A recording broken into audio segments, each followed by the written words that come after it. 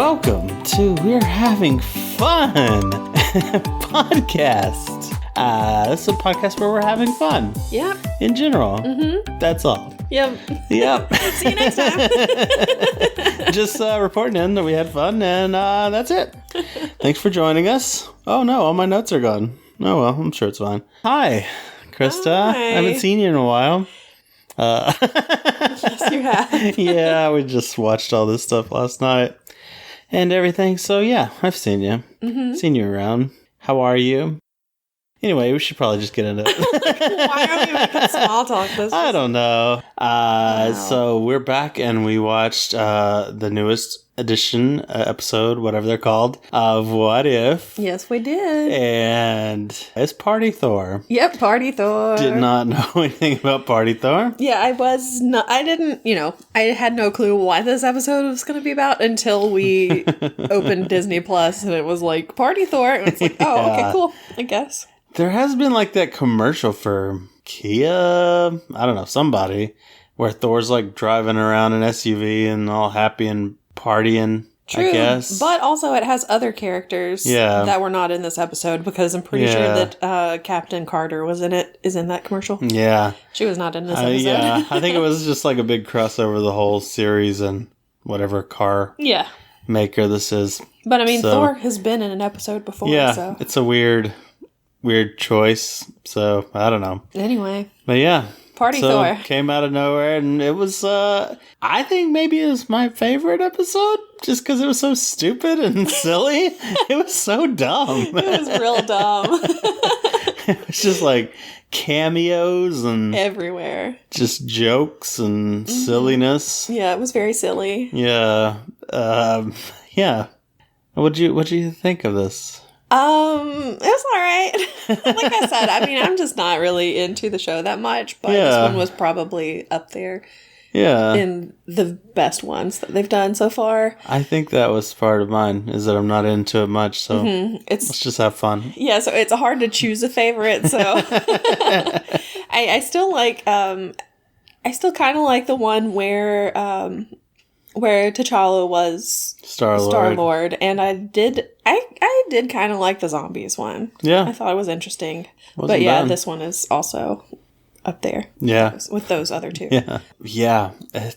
What a weird episode. So the premise of this one is that Thor is an only child. Uh-huh. So when when Odin found baby Loki, he took him back to his parents. Yeah. And let him grow up as an ice giant. And that was weird because I kind of got the feeling that in the first Thor, which I have not seen the first Thor in a long time. Oh, okay. We'll keep this in mind. Uh-huh. I got the feeling that the reason that they took Loki as a baby was kind of like a ward situation. Uh-huh. Like, okay, so like an insurance policy. Kind of like in Game of Thrones when you have the Starks and they've taken in Theon Greyjoy so that the Greyjoys won't attack them, basically. It's like, yes, you're correct.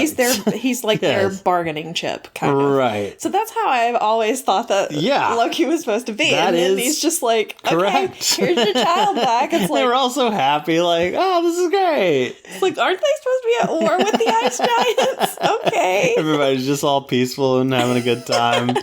Like, this is not correct. Yeah, so that was really strange. Yeah. Just from the beginning, I was like, that doesn't make sense, but okay. They're just acting like you found him, just like, here's just a strange random baby just hanging out. Yeah. Just the prince of your civilization. He was just here. Stop leaving them around. So I picked him up and I'm giving him back. Here he is. Yeah. Yeah, that was weird. It was. So it starts off with that. Yeah.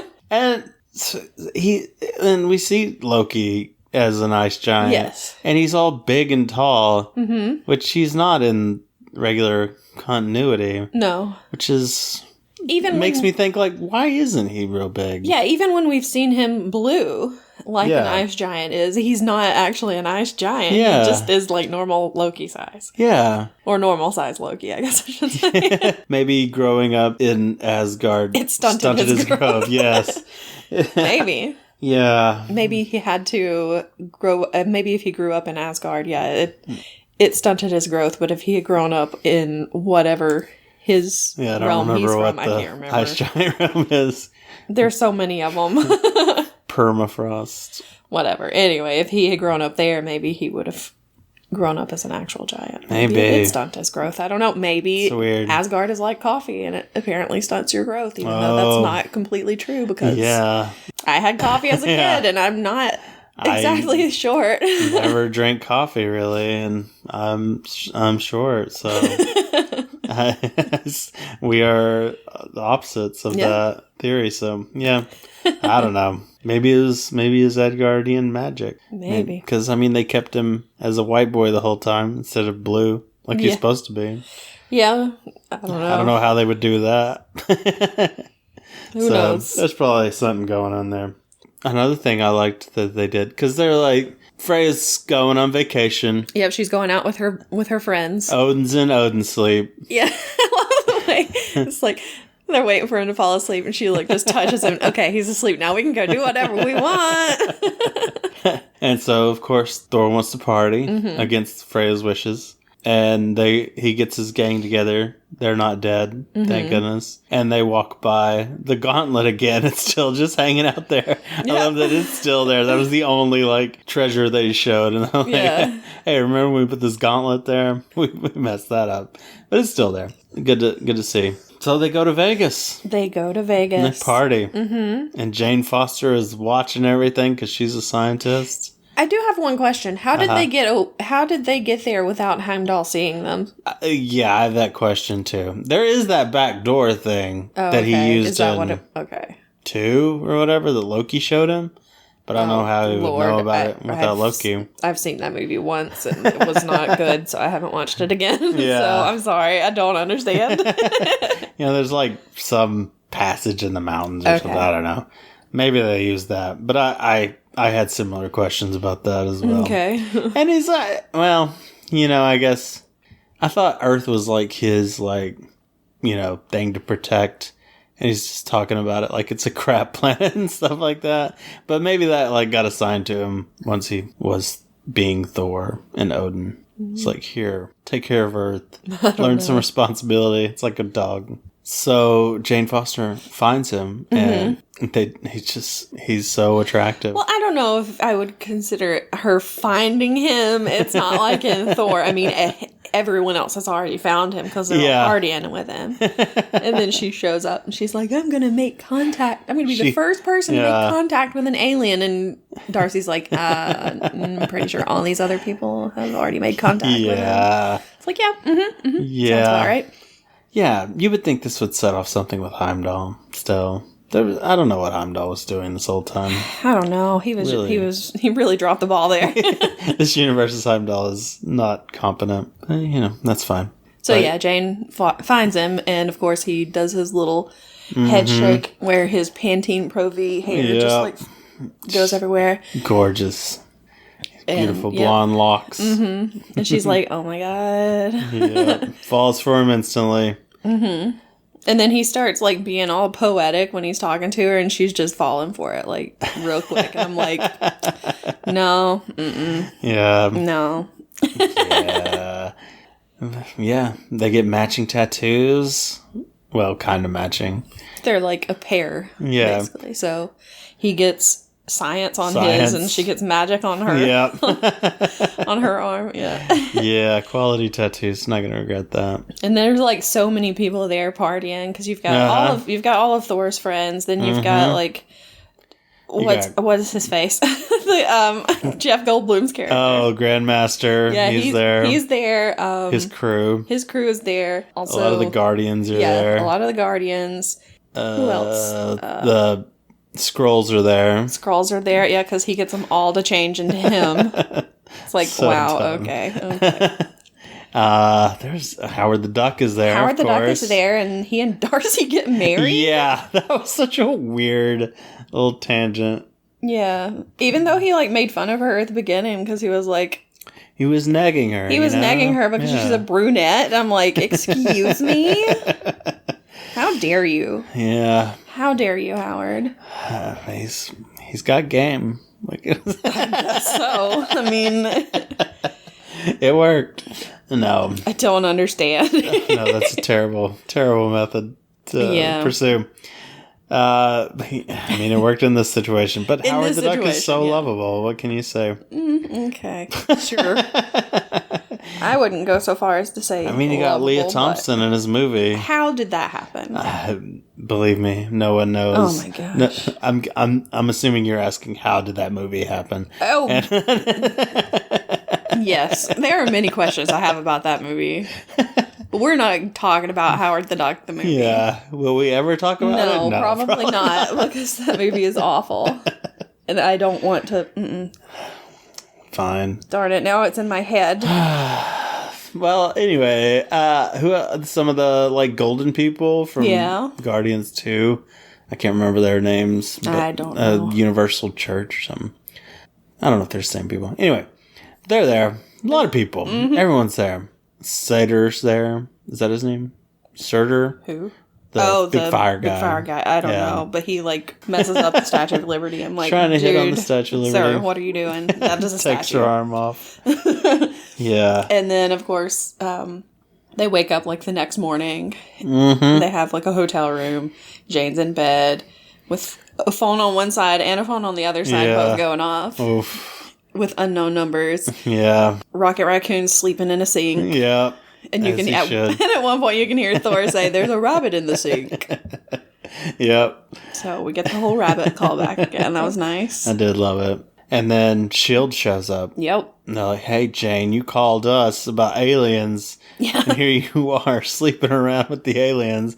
Which I'm not sure if they slept together or not. I mean, they were in separate places. Yeah, but... Yeah. A lot of stuff could happen there. Disney Plus. They got to keep it kind of PG. Yeah. A lot of hints, but, we don't know for sure. Yeah. And then, so Maria Hill is the active... Yeah. What is it called? Director. Yeah. Acting director of S.H.I.E.L.D. I don't know why I said active. Acting director. She's very active. Yeah, she's out there in the community. Mm-hmm. She's working in soup kitchens, you know. So yeah, she's the acting director because Nick Fury showed up at the big party in Las Vegas and... He got tackled by Korg, was it? Yeah, I think it was Korg. Korg's there also, by the way. Yeah. I never actually heard Korg say anything. Yeah. Although I noticed that Taika Waititi was in the cast list. And I'm like, I know, maybe he said something and I just didn't hear it because I didn't hear it either. Because I was waiting for it because I love Taika Waititi. Yeah. And I love Korg. I was expecting him to say something. I think he may have said one thing. Yeah. And I'm like, really? You got him for one line? But I mean, they got Jeff Goldblum for like two. And one of those was like foam. Release the foam. Release the foam. It's like, oh, okay, cool. Yeah, it was real strange. It was very weird. Such a weird episode. So they're like partying. They moved the party to different places. It's all over. Yeah, all over the place. And I thought whenever like S.H.I.E.L.D. was watching it, they're like, this party's spreading throughout I didn't know if he was like giving off magic to make them party. I didn't know if that was, but it seemed like he was just partying all over the world. Well, also, it showed, like, different places, because I don't think it ever showed, like, Thor partying in New York, but you know that What's-His-Face was in New York. Yeah. The Statue of Liberty was there. Yeah. So, I don't know. So, they call in, S.H.I.E.L.D. calls in the big guns. Mm-hmm. Captain Marvel. And she wrecks his shop without going too far. Yeah. Because then she'll create a crater in the world. Yeah, and so they're like fighting on the ground, in the clouds. Yeah. All over the place. They mess up Stonehenge. Oh my gosh, yeah. He just dominoes it. With one finger. Just barely touches it and it all falls over. Oh my goodness. And then they agree on like, oh, you know what? We should go to a remote location. And that's in Siberia. But obviously there's polar bears there and stuff. You're going to kill us little polar bears. Oh, they don't care about polar bears. They only care about people. But polar bears, they should just go up to Jupiter or something. That's got plenty of room. They can fly out there. Yeah, but Thor's not going to just fly out there. She's him to Siberia. Yeah, but it's a lot easier to take somebody to Siberia than to take somebody to Jupiter. I don't know. I think she could have. She's super powerful, apparently. She can rock his socks. So, I don't know. Rock his socks? Yeah. Okay. Off. Off, even. Okay. Oh, boy. I feel like that's my new catchphrase. Okay. I'm not saying it's a bad catchphrase, but I'm also not saying it's a good catchphrase. Yeah, or a catchphrase. There you go. Oh, boy. But yeah, she just kind of stops and she's kind of cool with him, I guess. They kind of, I don't know. She doesn't really want to continue on. I forget why she stopped. Well, it's kind of... No, she stops because it's kind of obvious that she's not going to be able to, like, just take him down. Yeah. And so he goes back to partying and everything, and she goes back to S.H.I.E.L.D., and she's like, I can't really stop him. Yeah. And so they're like, well, that's when they decide to take him to Siberia, because they're like, okay, well, you know, you're like the power of a nuclear bomb, so why don't you just get rid of him there? And if not, you're not going to tell you about it, but we'll just launch some nukes anyway. Yeah. It's That's like, okay, insane. cool, I guess. Like, they're just willing to just unleash nukes on him. Yeah. Which is crazy. While they're discussing all of this, Jane gets a phone call from him. And she says, I love you at the end of it. And she's that was awkward. She's like, this is the most awkward thing I think I've ever done. She's like, oh, God, bye.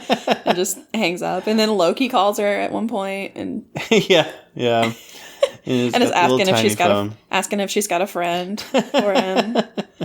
And then drops the phone and breaks it. But, I mean, she immediately throws her own phone and breaks it, so it doesn't really matter. Yeah, now neither of them have a phone. Dispensable here. Yeah. She has a big iPad if she needs it, yeah, I guess so. And then, of course, they're like, how are we going to stop him? It's like, if only his mother could, you know, come here or whatever. And Jane Foster's like, okay, well, we'll do that. There's got to be an Odin and a Freya if there's a Loki and a Thor. Exactly.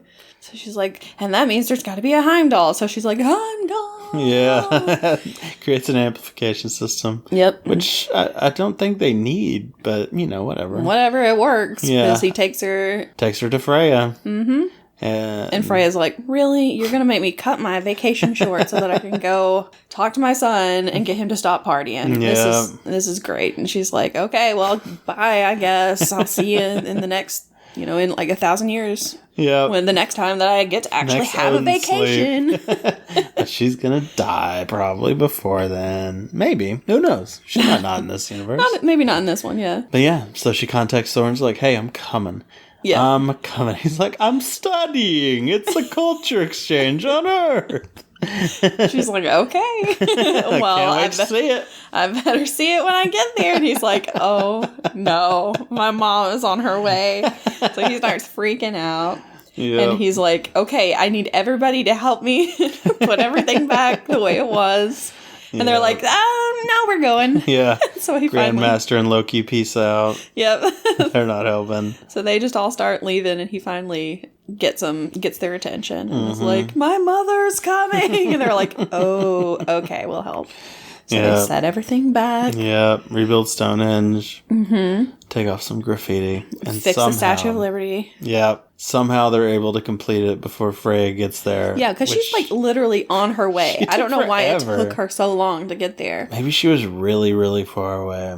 I don't know where she was really. But she shows up in front of Heimdall. Oh, did she? Yeah. I couldn't remember if she went there for... I guess maybe that's what delayed her a little. I don't know. I don't know. And then Heimdall shoots her over there. Yeah, but that's what took so long. It's like, Heimdall, are you okay? It's weird. Yeah. I don't know. This episode, a lot of questions. Anyway, she does show up. They're in Florence, and he's sitting there, like telling them, giving them a little lesson on Earth. And Captain Marvel shows up even and gives him a little iPad with all the data he needs. Yeah, and it's like, here, this is all the information you asked for, you know, good luck with your studying and everything. So, obviously, they're friends now. Yeah, and it definitely worked. Freya is completely convinced. She's like, okay. And then he's like, oh, one more thing, and brings his hammer to him, and his hammer's got like there's a pair of underwear on it. There's like graffiti. There's like Mardi Gras beads. There's all kinds of stuff. The hammer's been through some stuff. Oh yeah, definitely. Which we just saw the hammer, and it was clean like not that long ago. Yeah, I don't know where that hammer went. I don't know. Maybe the hammer is to blame for the partying. Who knows? But yeah, I guess she's fine with it. She's just kind of like, okay, well. Yeah, and then out of nowhere, Ultrons show up. Just from a portal, and the main Ultron has the Infinity Stones in him, and opens up his mask. I was going to say, except for one, I'm assuming. Do they not have one? I'm assuming one of them would be missing out of the thing. Why? Because it opens up and it's Vision, and he's got one in his head. Yeah. So, I mean, he has all of them. Technically, it's there, but it's not like in the... Yeah. I'm wondering if that's going to be like the big thing. They're going to bring all those universes together to fight that Ultron. Watcher's finally going to interfere. You've been saying this for so long. You just wait. Bring them all together. Each one of them, it seems like, has a bad guy. Just wait. Well, yeah, but they defeat all the bad guys. No, at the very end, it seems like every single one of them had... The zombies one had a zombie Thanos at the very end of it. Oh, yeah, that's true. Plus all the zombies. Yeah, they might be too. That they did not defeat. And then you've got, like, the first one, Ego shows up. Or was it the first one? Not the first one. Oh, yeah, the Ego and Star-Lord. Black Panther. That's Ego true. and Star-Lord, who are obviously probably going to be the bad guys. True. What other ones? Star-Lord. He pretty much handled all that. I can't think of any of the other ones that we've watched.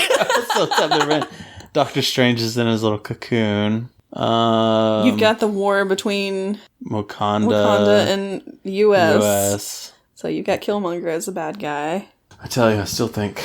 I don't know. Maybe not. Maybe they are just... But I don't know. That's a big thing to tease. That's pretty messed up. It's a big character that I wanted to see. I want to see Super Ultron with Vision inside. He's like a little toy you get at McDonald's or something. Just open up the little mask, there's Vision. It's cute. Okay. Anyway. Wow, it's really cute to have the evil Vision. Evil Vision's adorable. This is like the second evil Vision we've had in this too. Well, first evil Vision, he was just, in love. Yeah. Love makes you do crazy things, like feed people to zombie versions of the person you love. To feed people to zombie versions, of people you love, and also to, like, what Doctor Strange did, just to completely destroy a whole world. Yeah. So, yeah. Mm-hmm. Yeah. That's the thing. He's like, that Doctor Strange is like in this cocoon. Why would they leave him in there? Why not kill him too if something's not going to happen? But I don't know. Something's probably not going to happen. You actually have a very good point. And it's not like... I'm just raining all over your parade. Really, I'm sorry. I mean, this isn't like... I'm not that invested in this series, but I just want something interesting to happen to where I'm like, yeah, that was worth all the time we put into this. So, we'll see. But yeah, that's pretty much that. Yep. So, then we moved on. Mm-hmm. We said, okay, that was fine. Had some laughs. Let's watch Cruella. Yeah, let's watch a movie about an evil person. Yeah, that, Is she really evil? Is she? Yes, she is. Yeah, pretty much. Also, a lot of questions about this one. Yeah. A lot of, yeah. Because, I mean, a lot of choices made. Mm-hmm. All right, so it starts off, and it's just like a voiceover. Mm-hmm. And she's talking about about when she was born. Well, actually, it starts with, like, her birth. Yeah. And she comes out, she's already got, like, the half black, half white hair. Yeah. It's like, okay, that's a choice. Right. But I thought that was just something she did later in life, but apparently she was born with it. Maybe it's Maybelline. But, I don't know. That's a weird choice to make if she made it as a choice. Half black, half white hair. Did she have half black in the thing? Or was it just white with like a black thing in the front? I can't remember. No, it's half black, half white. It is half mm-hmm. black? Okay. I couldn't remember the original cartoon very well when we were watching this. And we watched the animated one not that long ago. Maybe last year? Did we? Or I did. I'm doing my going through all the Disney movies. Yeah, he's watching all of the... I've stalled out. Yeah. Yeah. Where am I at? Treasure Planet or something? No, you always say Treasure Planet, but no, you're not at Treasure Planet. You're at Atlantis. Be a Treasure Planet. It's the same movie. It is not the same movie. One of them is based on a freaking book. It's not the same movie. That one's Atlantis. Anyway. I'm gonna kill you. You heard it here. If I end up dead, number one suspect. We should go ahead and watch that. Not to cover it for the podcast. Just to get it over with? Just so we can get it over with so that you can watch the next one, because the one after that is Lilo and Stitch, and we should probably talk about that one on the podcast, because Lilo and Stitch is good. It's true. Not saying that Atlantis is bad, but I'm also not saying that Atlantis is good and that I want to talk about it for an hour. We're not Lilo and Stitch. We're not gonna talk about all of them. But yeah, I do want to get to like some of the better ones, and I want to see some of the newer ones. Mm-hmm. But there's that stupid little segment in there that I don't want to watch most of those movies. Hey, we got Chicken Little. We got through Dinosaur and Fantasia 2000. Dinosaur wasn't bad. Fantasia 2000 was not good. I can't say if Dinosaur was good or bad, because I napped through half of it. Because I was not interested and I was tired. Yeah, that's fair. It wasn't that bad. I thought it'd be worse. I didn't really know anything about it. Anyway, we're talking about Cruella. Yes, we're talking about Cruella. Oh, we got a little sidetracked. So she shows her mother.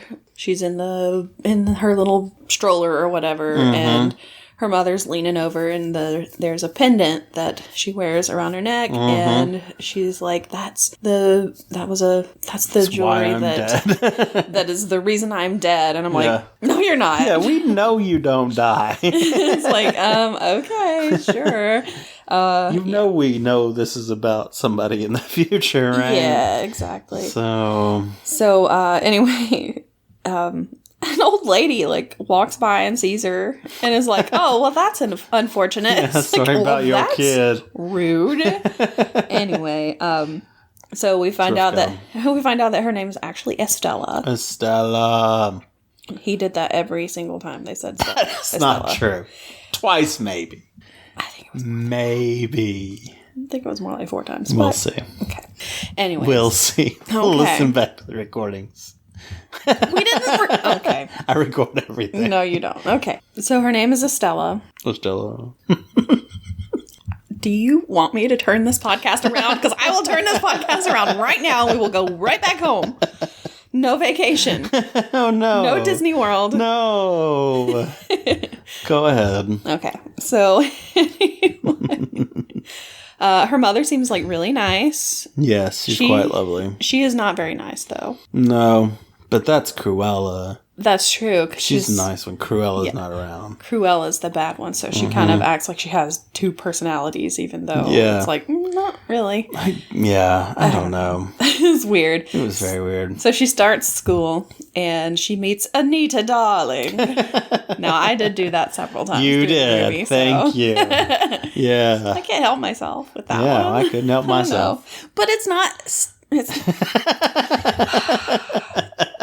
But in A Streetcar Named Desire, it's Stella, not Estella. And it's 2 different names. I know they're very similar. I'm on a first, I have a nickname for her. We're very close. She already has a nickname. Yeah, Stella. It's Cruella. That's for her work friends. Okay. Anyway, so she meets Anita there, and they're kind of friends. She's always getting in trouble. Very long. Yeah, she's always getting in trouble, and then finally they just kind of kick her out. Yeah, she's a mess. Mm-hmm. And so her mom takes her to... Her mom's like, "We're moving to London." Yeah. And she's like, "All right, cool. First place we're going is Regent's Park, because we're going to go look at this fountain." Oh, did she mention that before they left? I missed that part. She mentioned it while they were in the car. Oh, okay. Cruella did, because she had the book, and she was like, "We need to go here." I was like, "Stop putting that in front of your mom's face while she's driving. She can't see." I think I did go get a drink at this point, so I missed that part. I don't know, but... I wondered why she was talking to the fountain the whole time. So yeah, she asked her mom if they could go there as soon as they got to London, and her mom was like, "Yeah, we could do that." And she's like, "Well, we got to stop somewhere first, because I've got to do something." Mm-hmm. And you automatically thought it was something bad. I did. She was wearing her Knight's dress. Yes. She was stopping by him, and she needed money. Mm-hmm. So I was like, oh no, this is a fancy situation. And I was like, this is a kid's movie. I mean... Kind of. I mean, you got murderous dogs, so... True. So... Disney's weird, man. So they end up going to Hellman Hall, which is where the Baroness... Oh, okay. I don't think they ever say it like that. They were all French. Did you not hear that? They were going to Paris. They had to stop at the Baroness's house. Anyway, so the Baroness is having like this big gala. She calls it a shindig. Okay, well, she's having this big shindig. And all these people are there. They pull up. Estella's got her dog Buddy with her. And her groove. She got that back. I don't know if you can hear me sigh like that in the recording. We're not going to make it through this episode. Yeah. This is tough.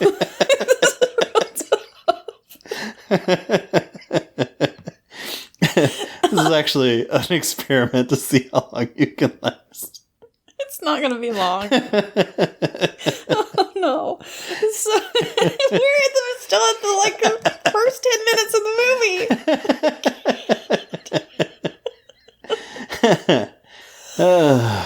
So her mother tells her to keep Buddy in the car, stay in the car. I've got to go talk to somebody. So she goes off. She starts talking to someone. Mm-hmm. And Stella immediately leaves the car. She looks out and she's like, is that fur with blah, blah, blah? I can't remember. And she doesn't speak like that because she's a little kid. But, I'm still thinking of like older Cruella. Is that fur with the... She's French, remember? She's not French. Anyway, so she leaves the car. So she leaves the car because she wants to see all of these fancy dresses that these people are wearing because she wants to be a fashion designer. Mm-hmm. And so she goes into the hall. The Great Hall with the Baroness. Yes, and they're like showing off all the clothes and stuff. And she just causes some havoc. She does. And there are these 3 Dalmatians that are like evil looking Dalmatians. They're like growling and being real mean. Mm-hmm. And they go to attack her. And she somehow gets away and runs with Buddy. They make it outside. And out on like the terrace is her mother and the Baroness. The Baroness. You tried. I tried to stop him. So her and Buddy fall on the ground. Dalmatians right behind them. Yeah, and she's like, oh God, we're going to be attacked. But instead, the Dalmatians jump over the bushes and jump onto her mother, and her mother falls to her death over a cliff. And I was like, okay, so she hates Dalmatians because Dalmatians killed her mother. Yeah. But she doesn't really hate Dalmatians. She doesn't. But anyway, it's like, oh, because that's what my immediate first thought is. This is the stupidest movie.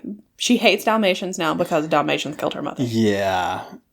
But not really the case, but... It's still stupid. But it was real dumb. So it's like, okay, so she's still being, like, chased by people. She manages to get away. She somehow, like, falls into... She jumps into, like, the back of a truck. Yeah. And it's heading to London. Kind of garbage truck just hauling a bunch of stuff out of there. I don't know why. Yeah. So it's heading to London, and she gets out, and she just happens to be at Regent's Park, which is... What? Is so lucky. I mean, she was looking out, I think, out the back, and she saw it, and was like, oh, I'm getting out here. So she jumps out with Buddy, and they go to the fountain, and she just kind of sleeps there. Yeah. And the next morning...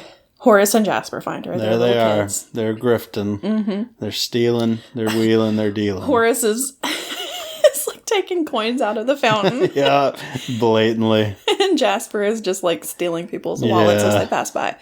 And so they come up to her and they're like, oh, you're an orphan like us. And she's like, yeah. I don't know why I said it that way. But she's like, yeah, her mother's dead. And she follows them because the cops come. Mm-hmm. And they run away. So she follows them to their little hideout. And that basically becomes their hideout for like the rest of the movie. Yeah, it's a pretty sweet place. I say the rest of the movie. Yeah, majority of the movie. So like they grow up there together because they're like, okay, well, we'll just... you can become a thief like us. And she's like, sounds good to me.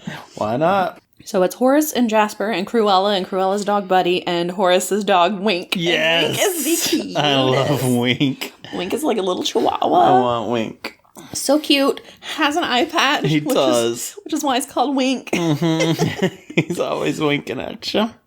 So cute. And she makes... Cute. So they grow up. She's making, like... she makes outfits for them so that they can go do their heists and everything. Yep. Even makes outfits for the dogs on some occasions. Yep. You do what you gotta do. So they're all 5 just working together to get money. They're pros. They're really good. They are. So, but then it is Cruella. I keep wanting to call her Cruella. So we know who we're talking about. So it is her birthday. And the dog comes in. The dog's wearing a little party hat. I was like, that's the cutest. It's very cute. A lot of cute dog moments in this. Very many. Very many. Very many. But there's also a lot of weird dog moments where they CGI'd a bunch of dogs. Like those Dalmatians, 90% of the time, man, those were CGI Dalmatians. I don't know about 90%. It was a lot. They looked real weird a lot of the time. And what's funny is we watched like one of the behind the scenes things where they were talking about the dogs. Because I was like, I just want to look at dogs because they're cute. Yeah. And they were like, one of the guys was like, we tried to get the Dalmatians we tried to get the dogs to do as much of the stuff as they possibly could. We trained them and everything. And so he was like, so it's really hard to tell between the CGI stuff and the real stuff. And we're like, That's a no, sir. It's a big no. I understand why you're lying to us, but we know you're lying.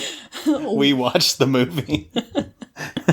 So, but lots of cute dog stuff. Yeah. But it's her birthday, and Jasper shows up and gives her a piece of mail, basically, that tells her that she's been hired at some department store kind of thing. I think it's the Baroness. No, it's I didn't write it down. Oh, I can't believe I forgot what it is. They said it so many times.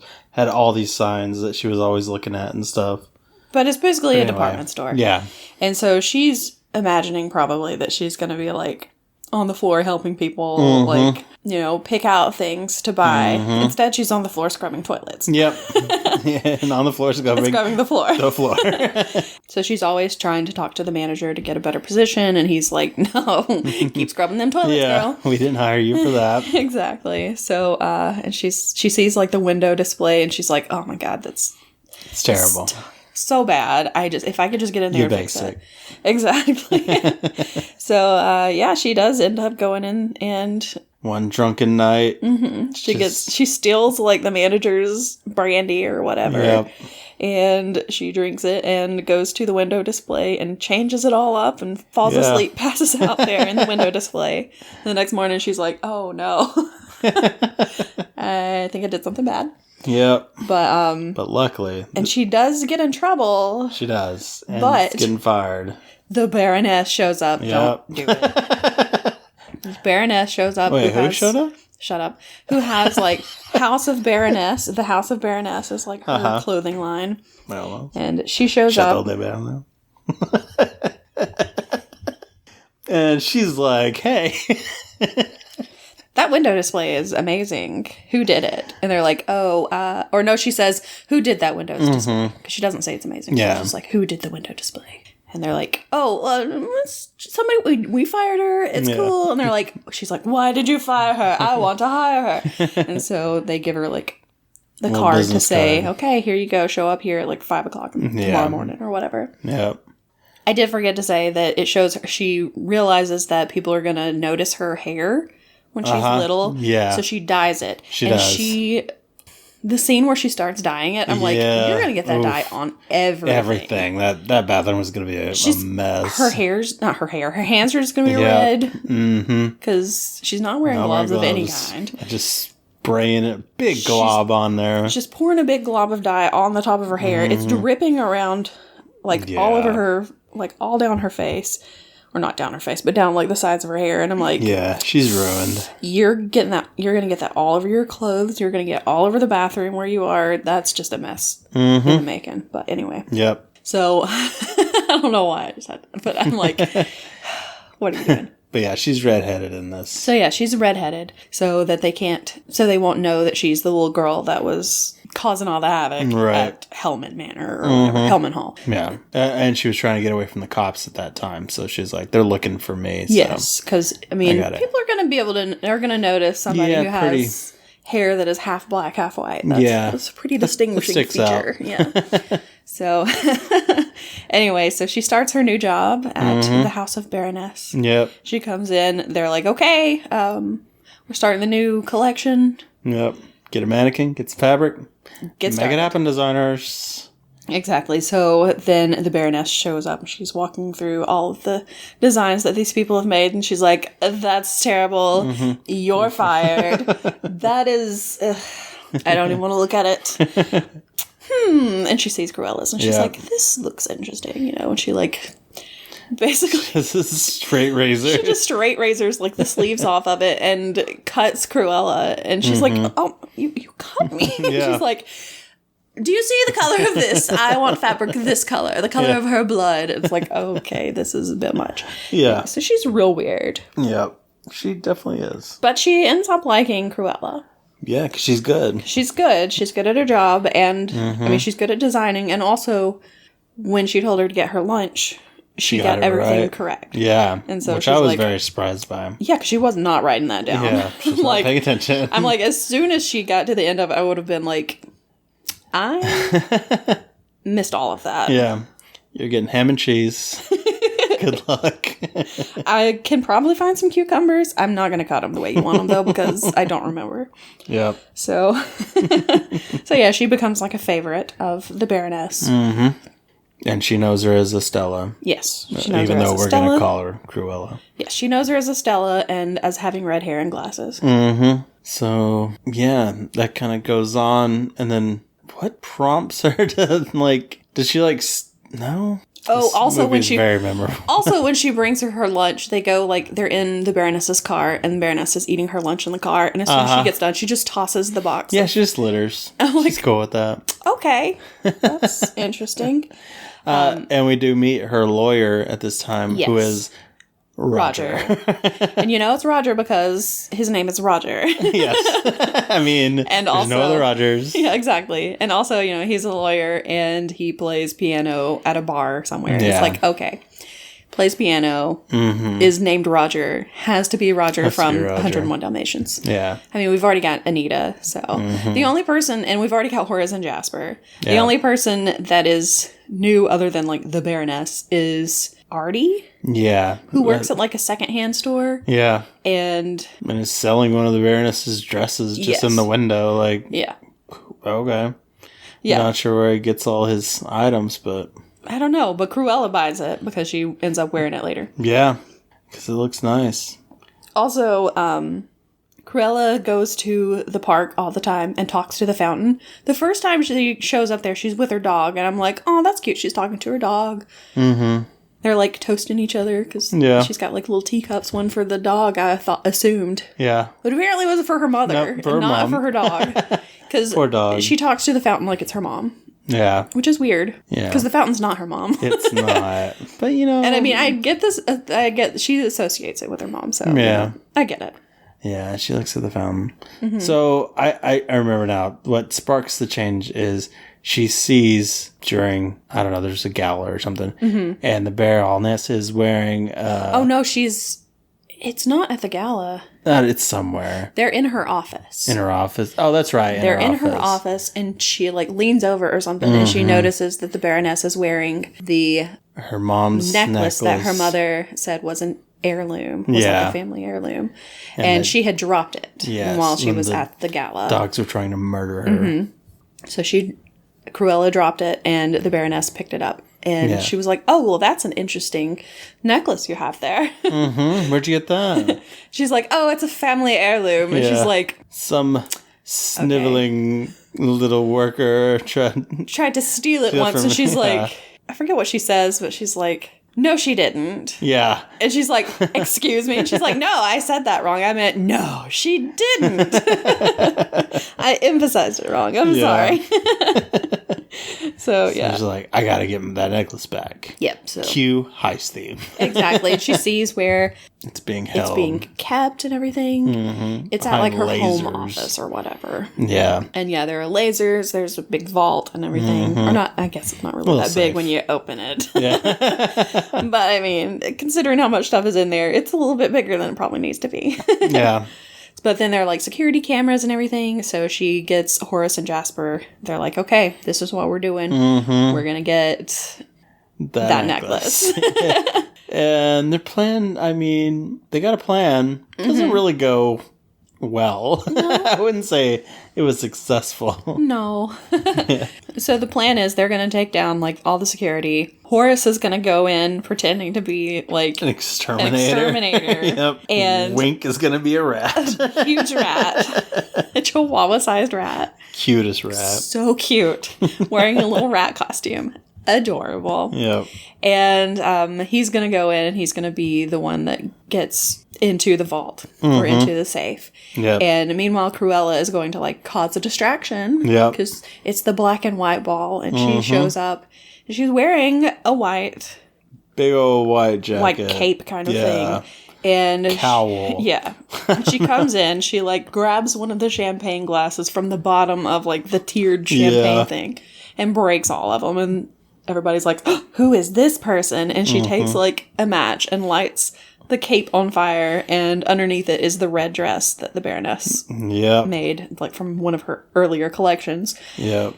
And violating the rules of the black and white. Exactly. Because you cannot wear anything other than black and white. Yep. Anita got in trouble for having a blue stain from her pen on her handkerchief, I guess. Something. I don't know. Because Anita is there because she is a journalist. Yes. And she's like, all of them. Yes. So the Baroness decides to talk to her. And they're talking. She thinks that Cruella is funny because she's got her black and white regular hair, not the red hair anymore. Right.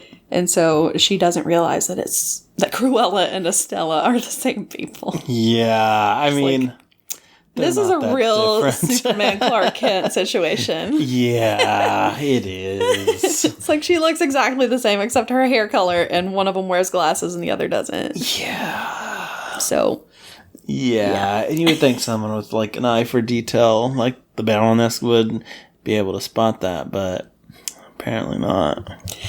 Anyway, so then the rest of the heist just starts messing up. Like, things go wrong. But he finally gets into the safe. The necklace is not there because, of course, the Baroness is wearing it. And that's exactly when Cruella sees that she's wearing it. And is like, oh, well, okay. So the dog comes in. Buddy, the dog, comes in. Yes. Buddy has...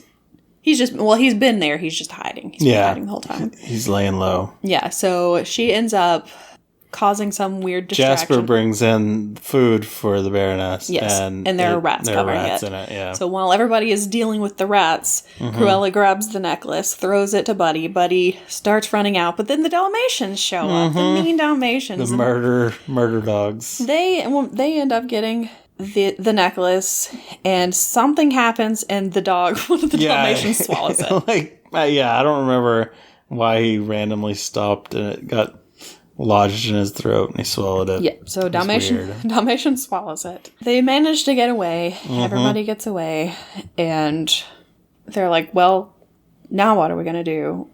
We got to dog nap those Dalmatians. Yeah, because guess who's in charge now is Cruella.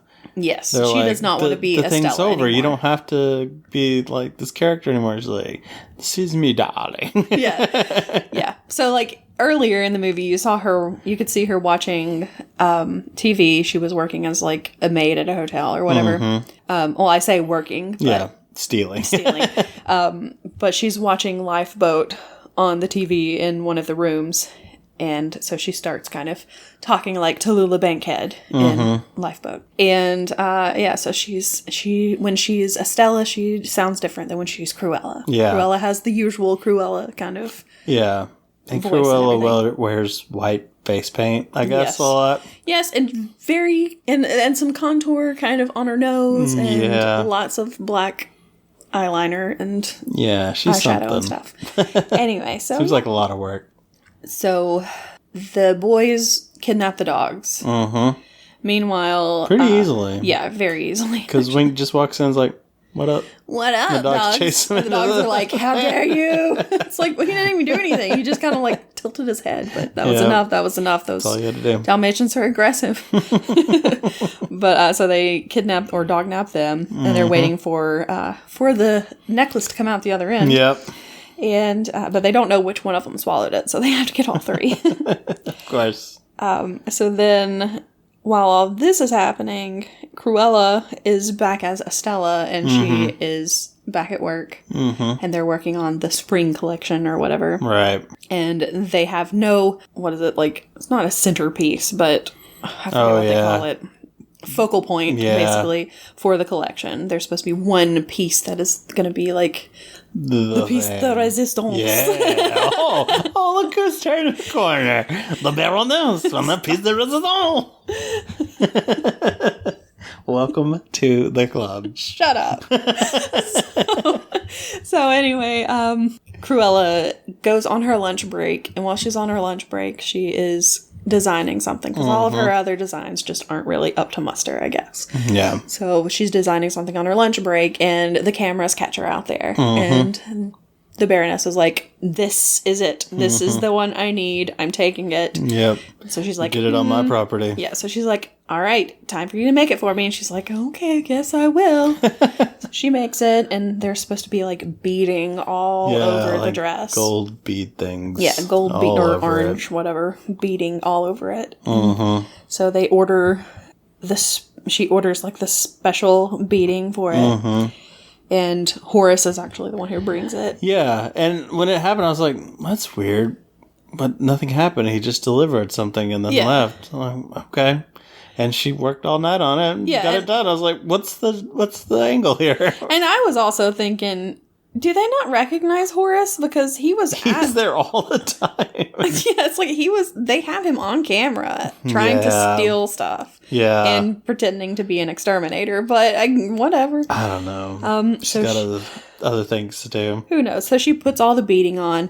Everybody is just like, oh my god, this dress is gorgeous. And then Horace and Jasper come into, they break in.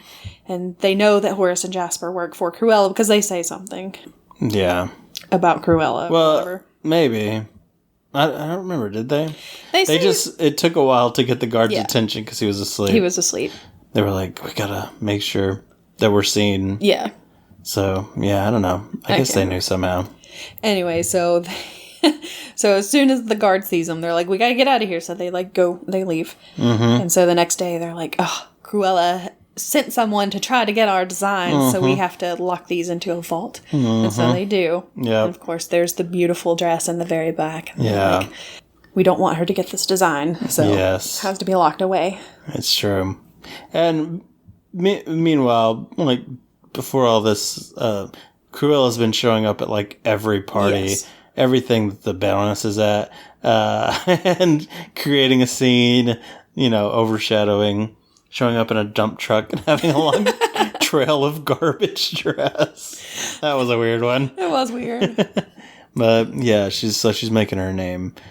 So yeah. And so the Baroness hates her. She's just like, oh, this woman, she's so much woman. She's so good at her fashion and I hate it.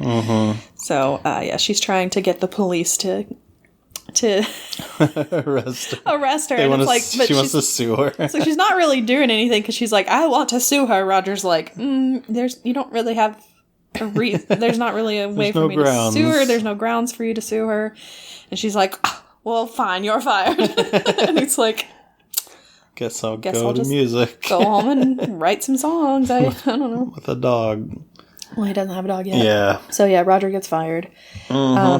But then it's the big night when they're going to show off that spring collection. Yes. And what happened? They lock all the guards up? No, that was later. There were a lot of like galas where something happened. Yes. They open the vault. Yes.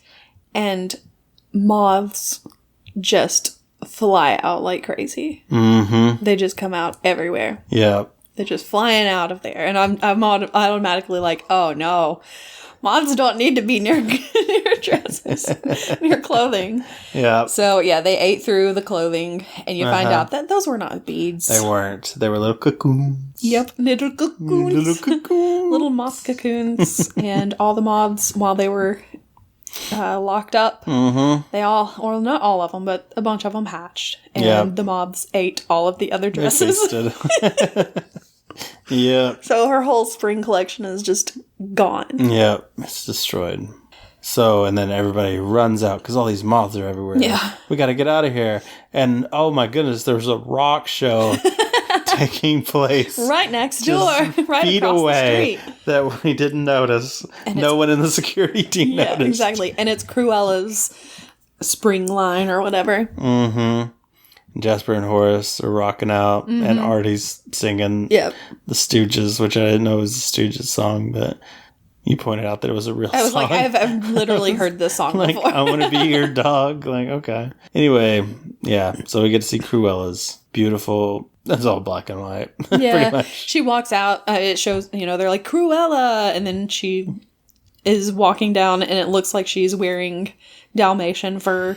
Oh, People yeah. are like, did she kill the Dalmatians? No, she just like... Apparently not. She'll do that later, though. She just made, a Dalmatian print or whatever. Yeah.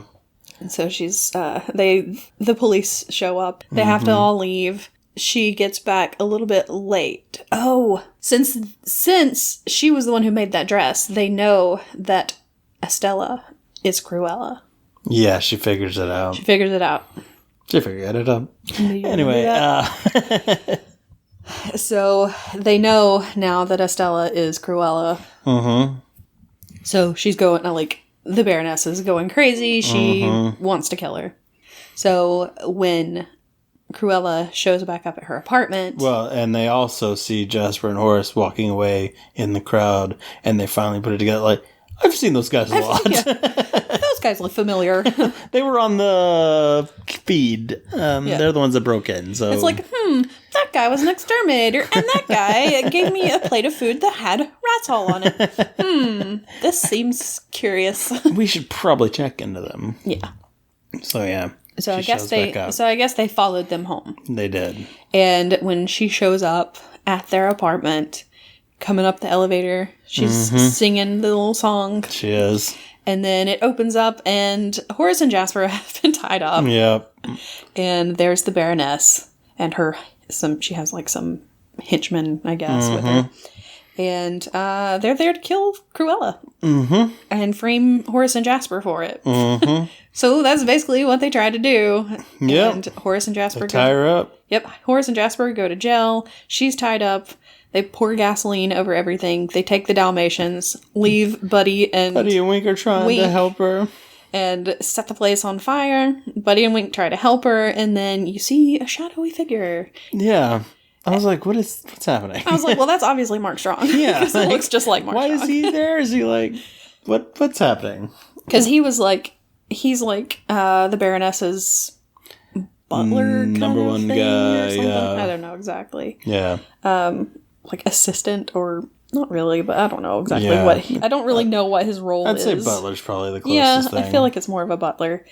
But so yeah, you see him kind of in the distance. Mm-hmm. And then everybody's saying that Cruella is dead. Mm-hmm. But she's not. Definitely she's not. Fine. She wakes up on a couch. And Buddy is like cuddling with her and everything. Yeah, he's licking her face. Yeah, and Mark Strong's character, I don't know his name. I don't know his name. He walks out and he's like, tea?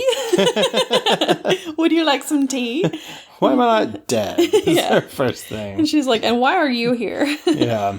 And he has the necklace because he picked it up. Apparently, the dog pooped it. Yeah, and nobody picked it up there. But and he's like, don't worry, I bleached it. It's fine. So he shows her. He opens it up because there's a key hidden in it. And he's like, I bet you didn't know this was here. Yeah, and she's like, no, it didn't. And she's like, but what does it open? He's like, it opens this, and he just happens to have what it opens. A little chest, and he opens it up, and he's like, this is what's in the chest, and it's a birth certificate. Yeah. And it turns out that she's the Baroness's kid. Yep. Baroness got pregnant by the Baron. And hated it. She was not pissed off. Be pregnant. Yep. And so while the Baron was away, she had the baby. And she was like, get rid of this, Jeeves. Yeah. I know his name's not Jeeves, but... It might as well be. Basically. So he's like, get rid of it. Okay. Here's this this random maid. Very nice lady. Take this baby and raise it. And she's like, okay. And I guess he gave her money and stuff to go do this. I guess so. And then I guess she ran out. But, yeah. Anyway, so yeah, the mother that she grew up with that raised her was not actually her mother. Nope. The Baroness is her mother. Yep. So, hits her. She's, and she's entitled to all the stuff, basically, since the Baron died. Yes. It was willed to her. Yes. Which is like real slam to the Baroness, but, you know, I can see why. She's crazy. And, yeah, so it's going to hatch a scheme. So she goes and breaks Horace and Jasper out of jail. Yes, by just driving a garbage truck into the police station. Wearing a fake mustache. For no reason. Why? Like, she wore a lot of fake mustaches from this point forward. Yeah. I think there are only two, but still. Because, yeah, she wears a lot more than were necessary. She wears a fake mustache to break them out of jail. And then she wears a fake mustache when she goes to Artie's shop and is like, it's me. And he's like, why are you wearing this? First of all, I thought you were dead. Second, why are you wearing a mustache? Yeah, real silly stuff. Yeah. So, breaks them out, tells them what's going on. Uh-huh. And they decide that they're going to get their revenge on the Baroness. And she's like, I'm going to kill her.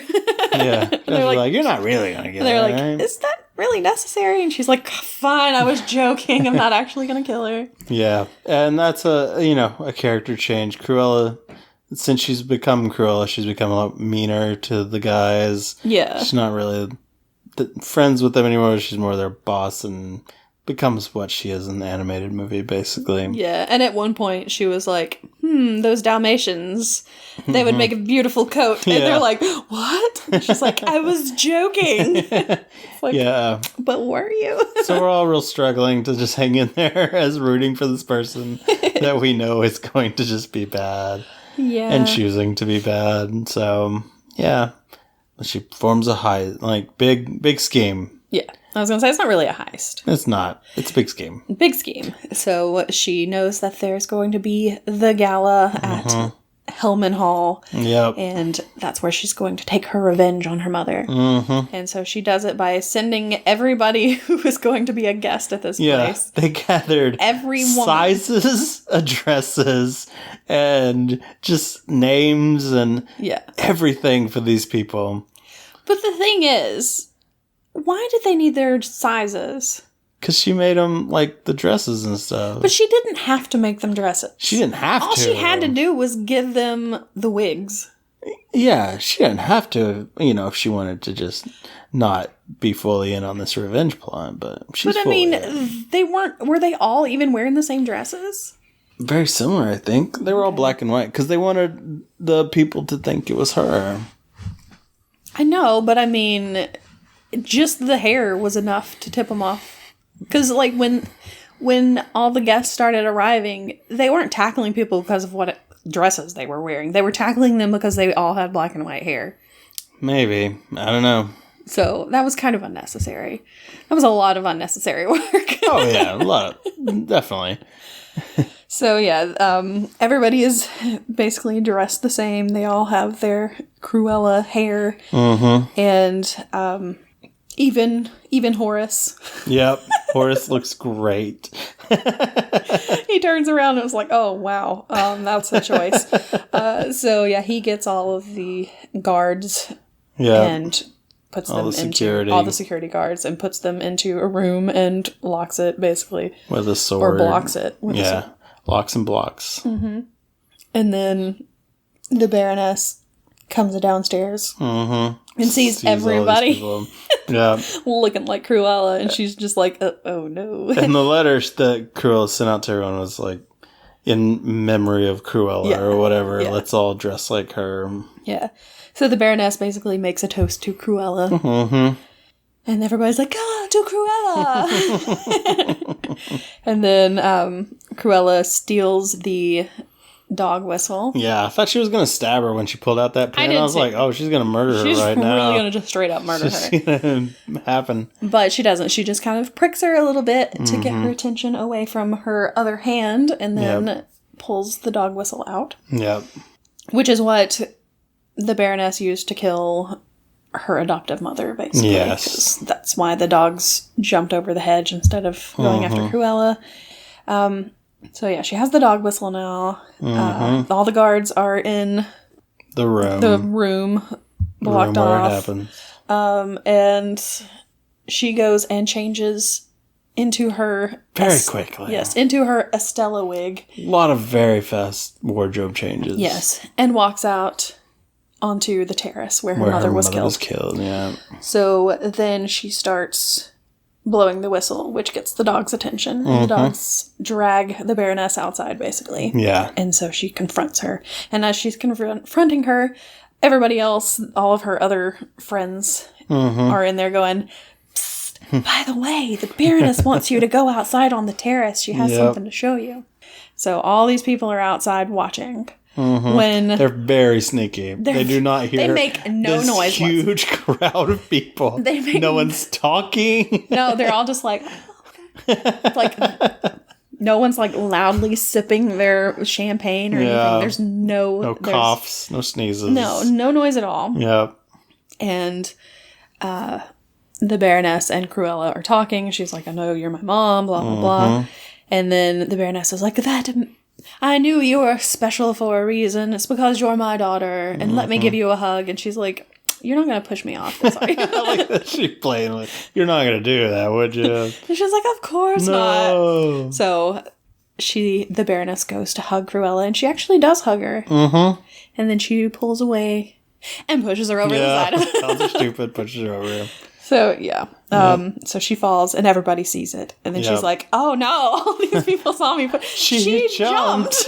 She tried to pull me with her. But she totally jumped. You saw it. And they're all like, "No, she didn't." None of us saw that. So she gets arrested. She does. And she's being hauled away. And Estella dies. Yes, Estella dies. Estella dies. And Estella made a will to will everything to Cruella. How nice of her. That's not suspicious. No, not at all. So, as she's being hauled away, Cruella shows up. Yep. Another quick wardrobe change. So it turns out that when she fell, she had created some kind of parachute device in her clothing, and so she didn't die. She fell into the CGI'd water. Yeah, fell into that water, and then does the wardrobe change and is dry. Yeah. Okay. I don't know. Anyway, so yeah, she gets all of the stuff that was the Baroness's. And so that means she gets Hellman Hall, which she goes up to it and she takes the sign and takes the man part off. So it's just Hell Hall, which is what it is in the movie. Yeah. In 101 Dalmatians. And thank God that continuity's there. Exactly. So she gets the 3 dogs also.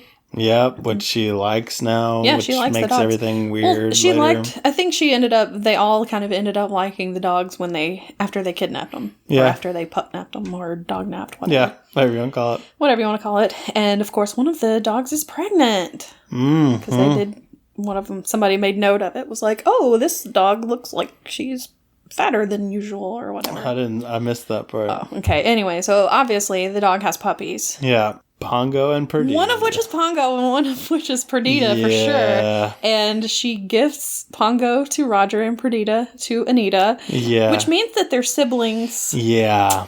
Which is real weird. Yeah. When you think about it. Those 100, or no, they didn't have 100. How many did they have? Like a lot. I can't remember if it was like 8. Yeah. Or if it was 12. Maybe. I can't remember. It's been a while since I've seen it. But yeah. 13. I don't know. 13 puppies. I think it is 13. Yeah, because one because one of them they're like, "It's just 12. And then Roger brings it back to life. Yeah. 13 puppies. All deformed. Oh, jeez. 13 incest puppies. Yeah. Why would you make that a detail in this movie? Like, why? And why would she give it to Roger? I could see giving it to Anita because Anita was her friend when she was little. Yeah. Anita helped her because Anita was the reporter and was like basically, "Hey, look at Cruella, she's cool," writing all of these things. But yeah, she gave it to Roger too. I guess maybe because she felt bad because she got him fired. Did she? But she didn't, but he blamed her because, she said Roger always blamed me for getting him fired. Wow, I guess. So maybe that was like, I don't know. Weird. And did she want them to like get together and have puppies so she could skin the puppies in the future? I don't know. What was this? Why did they do this? This is what bothers me. She likes those Dalmatians. Yeah. But sometime between the end of this movie and the beginning of 101 Dalmatians, she decides that she wants to make a coat out of Dalmatian puppy fur. Yeah. And starts stealing puppies. Yeah. Why? No one knows. What happened? Maybe those 3 Dalmatians really mess with her after she keeps them for a long time. I don't know. Maybe one of them eventually attacks her. Yeah. Or kills Artie. Maybe they're the reason she's not doing as well once you get to the animated movie. Like they ripped up her fall fashion line or something. She's like, I hate Dalmatians. I'm going to. She's Irish now. I hate that. Or Scottish. I hate Dalmatians. So she's just going to get all the Dalmatians and kill them and skin them. So weird. Because, at the end, throughout the whole movie, she likes dogs. Because she likes Wink and she likes Buddy. And then eventually she likes the 3 Dalmatians. Oh, new question. Mm-hmm. In the animated movie, they meet a bunch of more puppies, right, to get to 101. Mm-hmm. Are those puppies descendants of the 3 dogs as well? Did she give out more dogs to other people around London? And then she's been monitoring them the whole time so that she can gather them together in this once there's 100 of them at one I don't know, because I think some of them I think in the animated movie, I think it explicitly says that some of them were stolen from pet shops. Oh. So. Yeah. I like my theory still. That's weird. I'm going to take all of these incest puppies. Only the incest ones. They have better fur. Oh, gosh. Yeah, just the weirdest detail to add. It's very strange. I don't. I feel like they wrote this movie and then Disney was like, you gotta make it to where we see Pongo and Perdita. Yeah. And you've got to make it where at the end of it, she's somebody that you can root for. And it's like, she should not be someone you root for. Have you seen these Marvel movies? We got to connect this stuff. Oh, gosh. We got to make sequels. It's not like Maleficent. Maleficent kind of works in like a completely different world, basically. Yeah. And it can work along with the movie, I guess, but the whole thing takes place during, I don't know, the whole idea of a prequel is just not. It's for a villain. For a villain. It's a weird. It just doesn't thing really work. Yeah. Because how does she get to the point where she is at the end of this movie, where she's a little crazy? Yeah. She probably needs some therapy because her mother tried to kill her like twice. Mm-hmm. And killed her adoptive mother. And, Yeah. But then it goes from that to, okay, but I like these dogs. Dalmatians are cool, to I want to kill all of these Dalmatians and make a fur coat.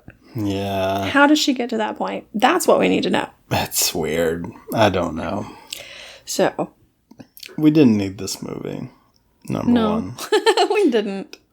We need the prequel that gives us the story of Shang-Chi's dad, since he was so great. And just have Shang-Chi's dad, that actor, in there. But technically we already know what happened. Yeah, but I want to watch it again. just more of it. Just a movie about him. I just want a movie with, what was his name? Wenwu. Yeah. With Wenwu and Shang-Chi. And the mom. Baby Shang-Chi. Oh, Baby Shang-Chi. Baby Xiaoling. Oh. All of them together. Just have them playing dance. Exactly. Just DDR all the time. That's a prequel we can. Honestly, that sounds wonderful. And just that. Come on, Disney. Just from the moment that they met, you can even have them go to Talo or have her go to Talo and be like, "Can I bring my new husband with me?" And they're like, "No." And then she has to leave, and they're like, "Oh, we've been banished." Mm-hmm. And then have them just having some nice family time. Life. And that way you get the guy who played Wenwu. Yeah. You get him back. You get Baby Shang-Chi back. Yeah. All the good things. Come on. All the best parts. Well, I don't know the best parts. It was a good movie, so it's hard to say the best part, but he's definitely the best part. Yeah, definitely. So, I mean, come on. That's what we need. Kind of made myself sad now thinking about this. we shouldn't have dug into this. Oh, boy. Because I know it'll never happen. No, but maybe he will show up in a different movie. Maybe they'll have a Shang-Chi 2, and it'll have something happening in nowadays that goes back to maybe something that happened. Or he can, like, Mufasa in the clouds. Yeah. Oh my god, just Winwoo Mufasa in the clouds. Or have a dragon show up, but it's his head on the dragon. Okay, that's a bit too far. Make it happen, Disney. Make it happen. He appears to him in a dream or something. Yeah, sure, that's fine, but... I just don't like... Dragon. I don't think the dragon thing's a good idea. I'm sorry.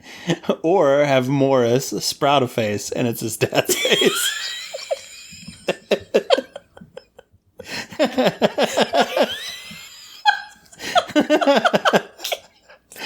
He's like moving his little wings. Stop. Make this movie. Don't make this movie. I low-key hate it.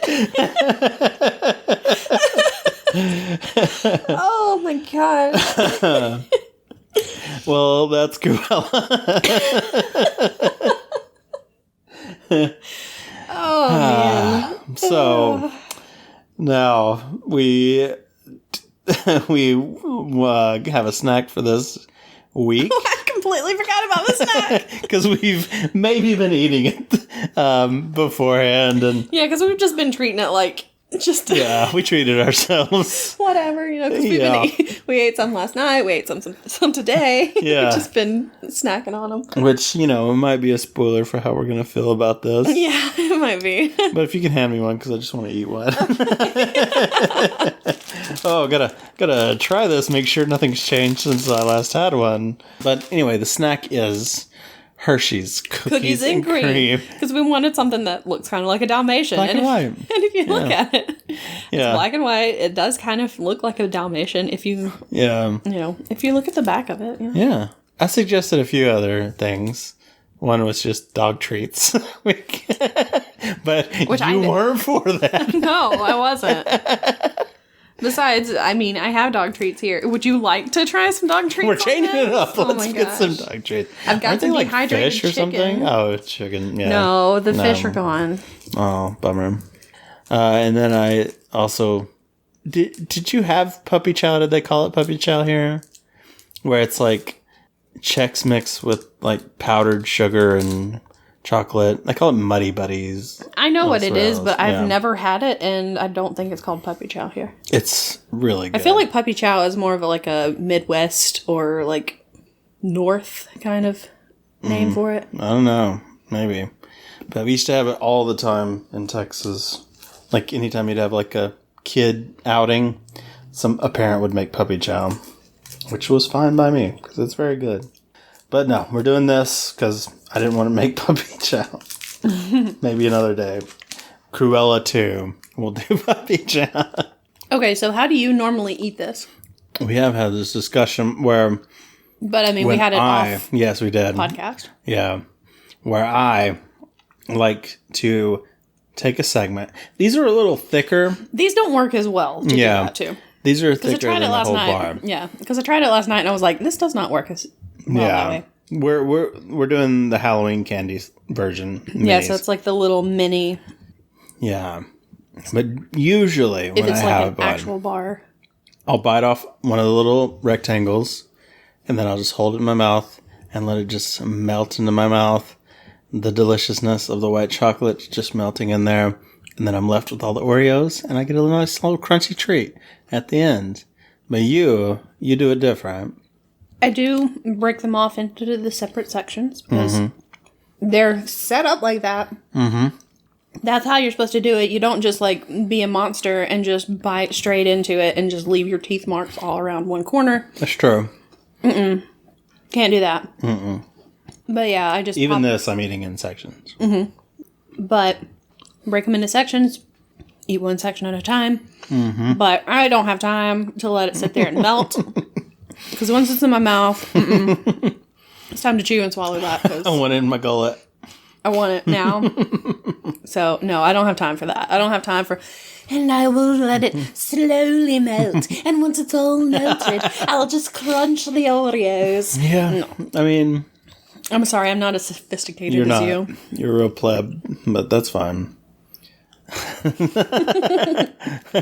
But yeah, you can't really do that with these. I tried it last night and I was like, yeah. No, it doesn't really work. They're thick. They take a lot longer. So I did do it, though. Yeah, oh yeah. Just to see if you could. I'm doing it now, but... It just doesn't work as well. But the main point is, they're delicious. They're great. They're absolutely so good. I love them so much. From the moment that they were introduced, I have been like, yes. Yes, thank you. And I feel like I haven't had them in a long time.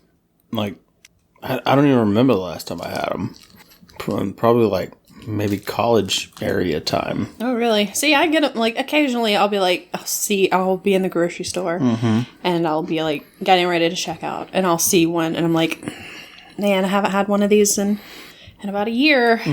Think it's time. Yeah. And then by like an hour later, it's gone because like I have time to like drive back to my apartment, forget about it for a minute, and then I'm like, oh yeah, that's right, I had that. And then it's gone. Yeah. Does not last long because I can't help myself. Yeah. The times that I would get them the most were in like elementary school and junior high. We had vending machines that we would go to, and they were always in there. So I would get it a lot, and then those. I don't think I've ever seen one in a vending machine. This was a very good vending machine. Obviously, if I had these. So what are you going to rate this? Oh, well, this is definitely a 10. Yeah. I'm sorry. This is our first 10. I'm sorry. There was no way that was going to be anything less than a 10. If I had these in my apartment all the time, I would eat them all the time. And it has been like that since I first found them. So, yeah, that's what it means. The 10, we're going to try and keep them in stock as much as we can. So, yeah, because, I mean, I've always loved Oreos, and this is basically an Oreo, but instead of having so much cookie, it's more of the cream part. It's true. Which is, like, the best part of the cookie. And it's better cream than an Oreo cookie Yes, it is better cream than an Oreo cookie cream. Yeah. Which I've always been a fan of white chocolate anyway, so... Me too. It gets a lot of hate, but I like it. Why? I don't understand. I mean, it's not real chocolate, It's not real chocolate. Okay, so yeah. I'm sorry you were dumb. I'm sorry you thought this was going to be straight chocolate. It's like, it's also not bitter, and I can eat it, because, I'm sorry, I don't like dark chocolate. It has it's my least favorite. Sometimes. It's my least favorite. It's definitely least favorite. Milk chocolate first, probably, because I just like milk chocolate. Yeah. Then white chocolate. I mean, they're real close, because I like both of them. Yeah. You get like the Hershey's Hugs where it's milk chocolate and white chocolate together. Yeah, and I'm like, good. Yes. That would probably be another 10, but we won't worry about that. And then dark chocolate's like all the way down here. Depending on how much, how dark it is, I guess, or how much cocoa or whatever is in it. Or cacao. Cacao. We'll probably do Hugs whenever we do the Care Bears movie. Which is never slated. No. Sometime in a couple years. No, we do not have that slated. But since this is the end of September and what's coming up? October is next month. It is. October, it's spooky time. So we're going to try to find some like Halloween spooky kind of stuff to watch. Don't know exactly. All pumpkin spice stuff. Oh, God. No, we're not. I'm not going to do that. But yeah, we'll find some fun. There's all kinds of Halloween treats to be had. Well, I wasn't thinking about the treats. I was thinking about the movies. I'm always thinking about the treats. Because I was thinking, well, we'll have to kind of get it with the movie. Have try to find some kind of connection. We don't always have a connection with it, but we try. Yeah, we do our best. But we stretch it a little sometimes. But that's okay. So yeah, we'll try to find some kind of Halloween type movies. What if it's just all weenies all month, all weenies, Halloweenies? Come on! You almost made me vomit. Just the thought thought of all weenies all the time. Oh, weenies all the time. No, maybe when I was 5, but no. How many weenies can we eat in October? No, we're not doing like a hot dog eating contest. It's disgusting. Well, yeah, but we don't know exactly what we're going to do. Sorry, their podcast is ruined. Okay, yeah. But I don't really like scary movies that much, so... Yeah, and I'm not, like, thinking about, like, scary movies. Yeah, I want, like, fun Halloween movies. Maybe campy kind of stuff. Yeah. We did have one thing in mind that we're not going to talk about. Because we don't know if we're going to be able to deliver on it. I don't think we're going to be able to find it. We gotta hunt that down. But if we can... Gotta hunt it down. Somewhere. We may have to rent it. We'll see. We'll see. Yeah. But yeah, I've got a couple of things in mind. Yeah. So it should be fun. I'm looking forward to it. Yeah, spooky season. I like holidays. I like holidays. Yeah, and of course, like I'm sure during December we're going to be doing Christmas movies. We're going to do Christmas all day. Okay, because we're going to do 4 episodes a week. Oh my god, no! Let's not promise that. Remember who edits these? We're gonna hire someone to edit these. Who's gonna pay for it? We're gonna get some sugar daddies. Who's gonna pay for that? So yeah, that's what we have. Yeah. In the pipeline, I guess. It's gonna be good. So stay tuned for that. Mm-hmm. And which do you prefer? Hershey's Cookies and Cream or Oreos? Who knows? Where do you rank chocolates? We want to know. Do you even like white chocolate? Or are you one of these people who's like, it's not really a chocolate? Yes. Yeah, sure. It's cocoa butter. Get over it. How many of the puppies were incest puppies? Let us know. What do you think? And speaking of white chocolate and puppies, they can actually eat white chocolate instead of regular chocolate. Can they really? They can, because it's just cocoa butter. Well, that's all I'm going to feed my next dog. It's not the best thing for them to have, because it's got a lot of sugar. That's it. It's got sugar. It's gonna make them hyper, but it's if I like a fun-loving dog. But if you have a dog and it accidentally eats white chocolate, you're probably okay. If it accidentally eats milk chocolate, also probably okay. But if it accidentally eats dark chocolate, no. Not okay. That is not okay. Because, yeah, it's like the more cacao it has in it, the worse it is for dogs. This was our puppy PSA for you. Yes, because I had to look it up once for reasons. Imagine. But it was white chocolate, so it's okay. But let us know all this stuff on our Twitter, which is at HavingFunCast, or our Facebook, HavingFunPod. Or you can send us an email at havingfunpod@gmail.com. Mm-hmm. Instagram's still not up. So we're bad at Instagram. We will see you next week. So go out, have fun, and come back for spooky season. Bye. Bye.